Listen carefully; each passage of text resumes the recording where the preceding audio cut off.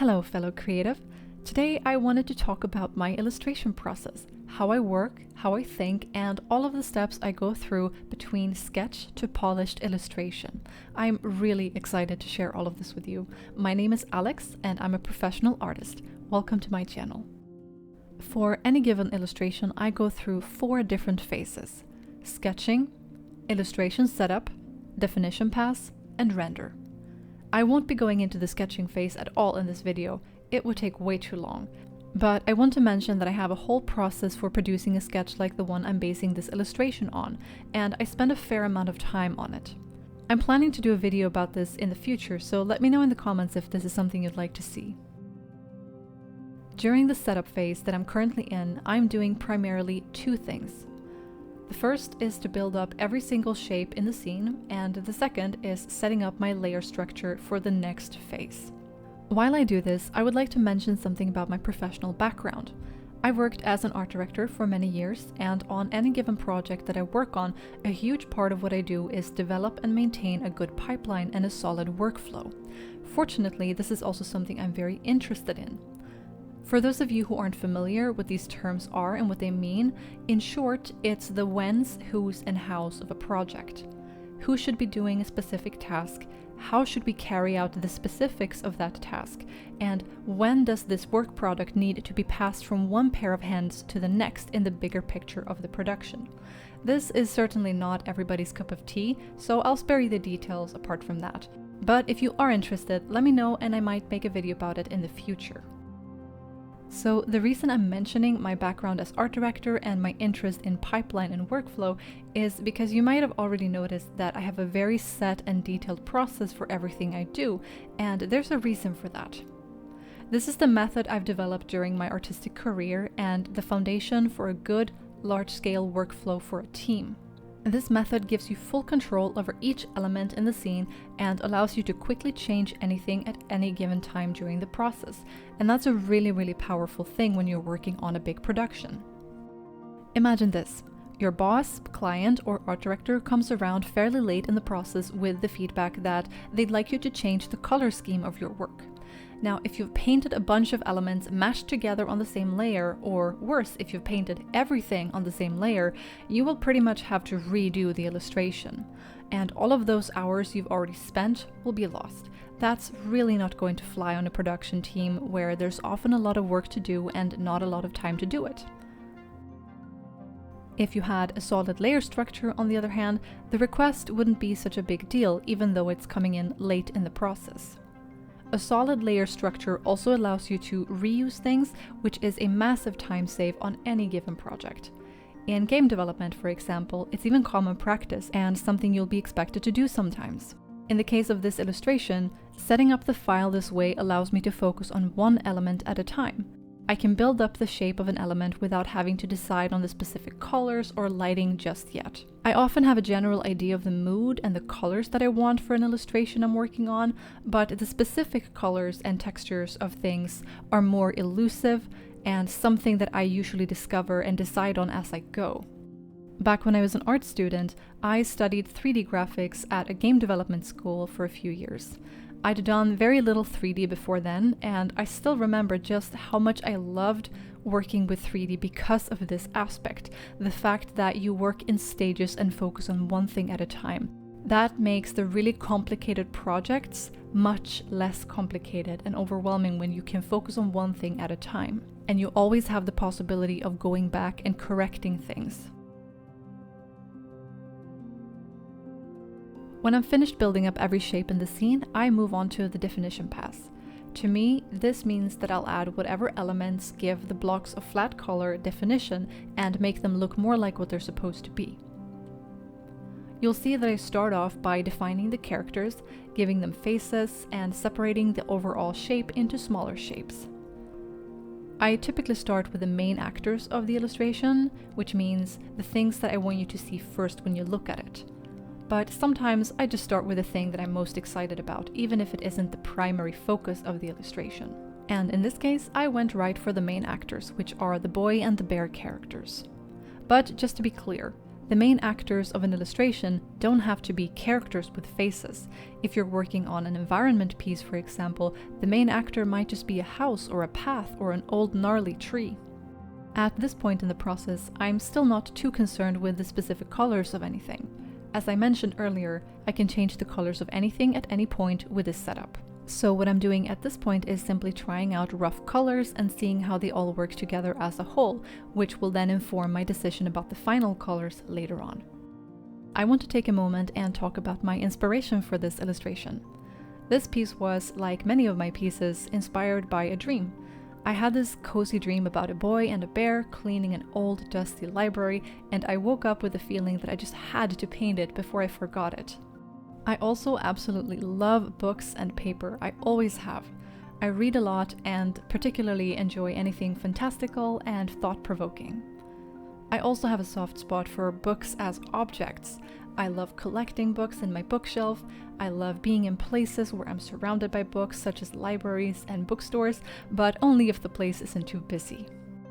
In a way, being in a place like a library is kind of like being surrounded by hundreds and hundreds of unique little worlds, each with something magical and interesting to share. And I'm really tapping into that love I have for books and libraries in this illustration as well. I also really love to paint textures and different kinds of surfaces like wood and stone and things like that. Wood is such an incredibly beautiful material with so much detail and nuance. Just by adding or holding back on certain details and being very precise about which colors you choose, you can convey the age and treatment of the wood, which in turn tells a story about its purpose and its life. The kind of dark cherry wood or rosewood that I chose for this illustration is one of my favorites. There's just something about it that feels so magical and atmospheric to me. This second phase is a long one, so sit back and relax with your favorite beverage while I continue to paint.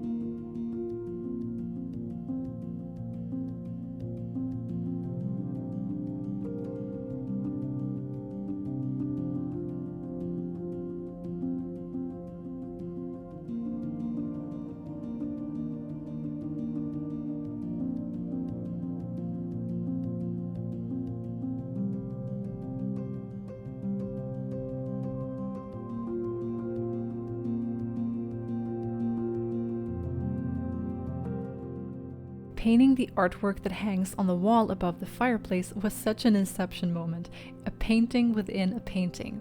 It's a whole new character with a unique design. In order to not lose focus on the bigger picture and get lost in the irrelevant detail of this painting, I intentionally work zoomed out and make sure that nothing I do is more detailed than the main actors are or will be by the end. Another trick I used here was to draw the character in the portrait's eyes closed. That way she won't draw any unnecessary attention. I also make sure to keep the colors low contrast. That's another good trick to use in a situation like this. High contrast will grab attention, while low contrast won't.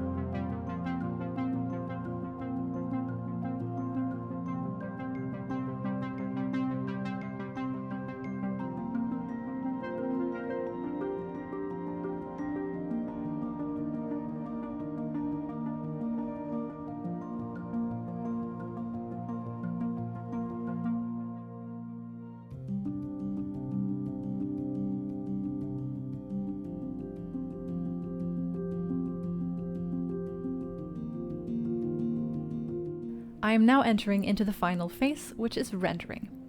And there's going to be a lot happening visually now. What I'll be doing is painting the basic shading and textures of objects. I'll also be focusing on the lighting of the scene for the first time and what temperature I want it to have. For this piece, I'd imagined this warm yellow light streaming in through the window of an otherwise dark and moody room. A lot of objects will be in deep shadows, contrasted by the warm window light. Throughout the entire process of creating this illustration, the lighting was actually the thing that I was most excited about. Another thing I do during the rendering phase is to move away from the rough and temporary colors and find the precise colors instead.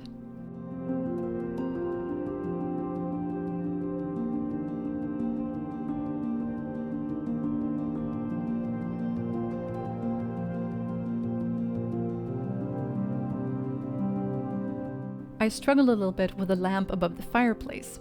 I love painting glass, but it can also be a very tricky material to get right, especially in the context of stylized art.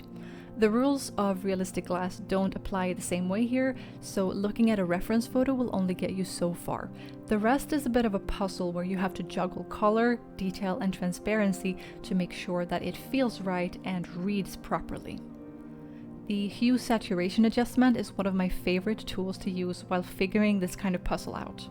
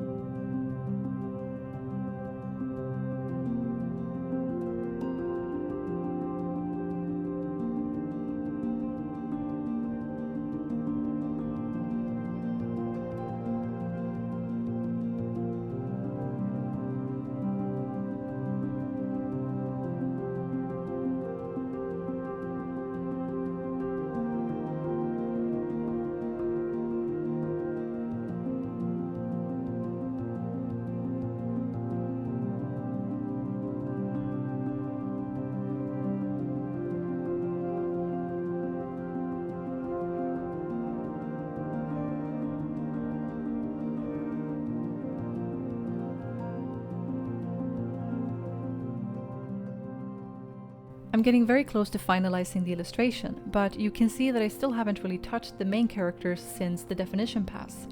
The reason I waited for so long was that I wanted to get a feeling for what the lighting in the environment would be before I decided how to render the characters. I could have easily gone the other way around as well and adapted the colors and lighting of the environment to the characters, but in this case it was very important to me to get the mood of the environment right, whereas the characters only had to fit into the environment, while still being a strong focal point. I wasn't really concerned that this was going to pose a problem either to myself or the illustration as a whole, so that's why I chose to do things in this particular order.